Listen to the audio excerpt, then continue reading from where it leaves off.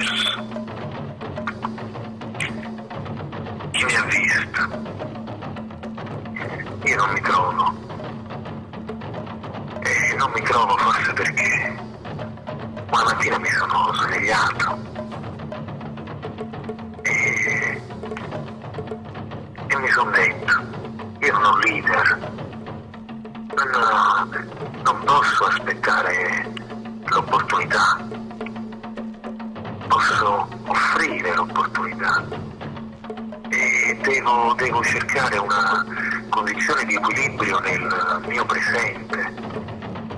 E per fare questo devo mettermi al servizio del pubblico e lavorare su un'idea di rivoluzione poetica e non più politica.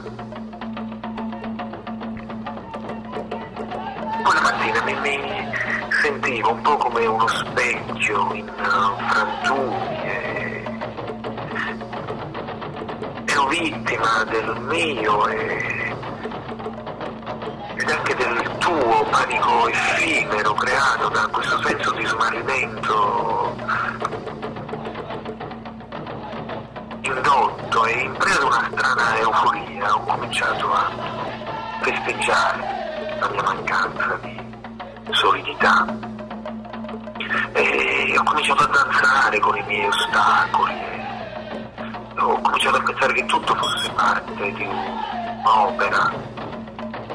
un'opera che doveva tendere a farmi uomo libero e antipoeta e senza più che uomo.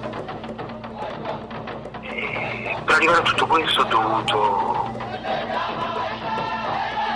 uccidere l'intellettuale che era in me e ho dovuto realizzare il mio potenziale per poi superarlo.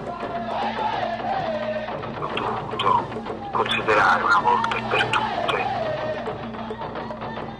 che non c'era niente per me che non sia per altri. La poesia è diventata la mia azione e la fede la mia realizzazione.